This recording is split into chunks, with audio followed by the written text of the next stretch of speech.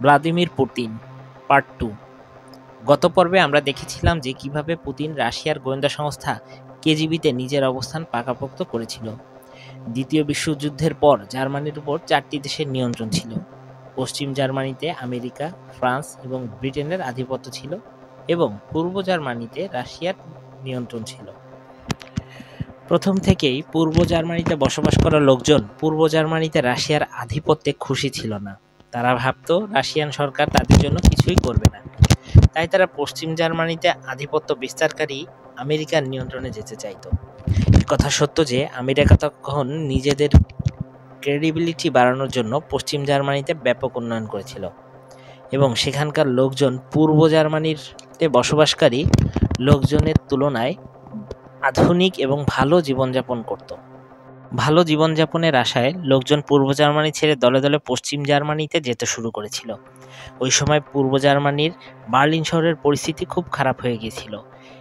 একটানা মাইগ্রেশনের ফলে রাশিয়ার বার্লিনে একটা প্রাচীর তৈরি করেছিল যাতে পূর্ব জার্মানির লোকজনকে পশ্চিম জার্মানিতে যেতে বাধা দিতে পারে, কিন্তু এই বার্লিন প্রাচীরও পূর্ব জার্মানির লোকজনকে পশ্চিম জার্মানিতে যেতে আটকাতে পারে নাই। দ্রুতই পূর্ব জার্মানির লোকজন বার্লিন প্রাচীরের বিরুদ্ধে এক হতে থাকে এবং সবশেষে 9 নভেম্বর 1989 একসাথে হাজার হাজার লোক বার্লিন প্রাচীর ভেঙে ফেলে। যে সময় বার্লিন প্রাচীর ভেঙে ফেলা হলো সে সময় পুতিন রাশিয়ার কেজিবির পূর্ব জার্মানির ড্রেসডেন শহরে নিয়োজিত ছিলেন। বার্লিন প্রাচীর ভাঙার পর বিদ্রোহীরা কেজিবির সেই অফিস আক্রমণ করে বসল। এ সময় পুতিন ড্রেসডেনে অবস্থিত রাশিয়ান মিলিটারি বাহিনীর সাহায্য চান, কিন্তু তারা তাকে কোনো সাহায্য করে নাই এবং তাকে বলা হয়েছিল যতক্ষণ মস্কো থেকে অনুমতি না মিলবে ততক্ষণ তারা পুতিনকে কোনো সাহায্যই করতে পারবে না।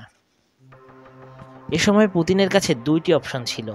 এক, তিনি বিদ্রোহীদের কাছে আত্মসমর্পণ করবেন, অথবা দুই, আর না হয় পেছনের দরজা দিয়ে তাকে পালিয়ে যেতে হবে।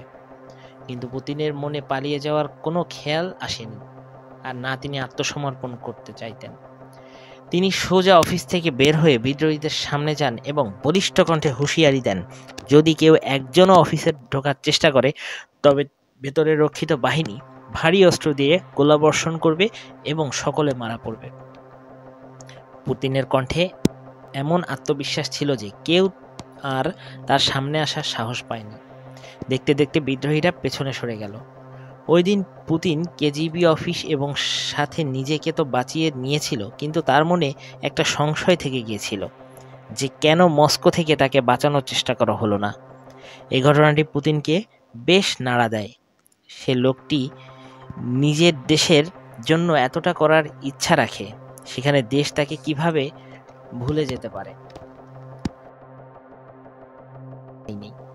সে সময় সোভিয়েত ইউনিয়নের প্রেসিডেন্ট ছিলেন মিখাইল গর্বাচেভ। সোভিয়েত ইউনিয়নের লোকজনও মিখাইল গর্বাচেভের নেতৃত্বে বেশি খুশি ছিলেন না। যদিও ইনি আমেরিকার সাথে সুসম্পর্ক তৈরির কৌশল করেছিলেন, কিন্তু এই বিষয়টি সোভিয়েতের নাগরিকদের বোধগম্য ছিল না যে তা কেন করছেন। তিনি আফগানিস্তানের নিরাপত্তার দায়িত্বও নিয়েছিলেন, কিন্তু সেখানকার মুজাহিদিনরা রাশিয়াকেও নাকানি চুবানি খাইয়েছিল এবং গর্বাচেভের কিছুই করতে পারেননি, বরং অসহায়ের মতো নিজ সৈন্যদের দেশে ফিরিয়ে নিয়ে আসছিলেন। এনার দুর্বল চিন্তাশক্তির কারণেই বার্লিন প্রাচীর ভেঙে ফেলা হয়েছিল এবং রাশিয়া সংঘাত এই লোকের কারণেই হয়েছিল। এসব কারণে রাশিয়ার জনগণ গর্বাচেভের বিরুদ্ধে আন্দোলনে নেমেছিল এবং আন্দোলনের এক পর্যায়ে 25 ডিসেম্বর 1991 সালে মিখাইল গর্বাচেভ নিজ পদ থেকে ইস্তফা দেন। 1990 সালে পুতিন কেজিবিতে লেফটেন্যান্ট কর্নেল পদের সাথে রিটায়ারমেন্ট নিয়ে নিজ শহর লেনিনগ্রাদে চলে আসেন এবং লেনিনগ্রাদের স্টেট ইউনিভার্সিটির এক্সটার্নাল রিলেশন ডিপার্টমেন্টে কাজ নেন। এখানে তার সাথে প্রথম পরিচয় হয় লেনিনগ্রাদের প্রথম গণতান্ত্রিকভাবে নির্বাচিত মেয়র অ্যানাতলি সাবচাক এর সাথে। অ্যানাতলি সাবচাক পুতিনের মেধায় মুগ্ধ হন এবং নিজের উপদেষ্টা বানিয়ে নেন। এখানেই পুতিনের জীবনের টার্নিং পয়েন্ট আসে। তিনি এই পদে আসীন হয়ে রাশিয়ার রাজনীতি কাছ থেকে পর্যবেক্ষণ করেন। 1991 সালে সংঘটিত রাশিয়ান সংঘর্ষের পরে লেনিনগ্রাদের নাম পরিবর্তন করে সেন্ট পিটার্সবার্গ রাখা হয়। পুতিন তার দায়িত্ব যথাযথভাবে পালন করতে থাকেন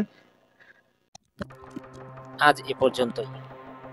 পরবর্তী পার্টে আমরা দেখাবো পুতিন কিভাবে রাশিয়ান রাজনীতিতে জড়িয়ে পড়েন। ভিডিওটি যদি আপনার ভালো লেগে থাকে তাহলে আপনার বন্ধুদের সাথে শেয়ার করুন। চ্যানেলটি সাবস্ক্রাইব করে আমাদের সাথে থাকুন। ধন্যবাদ।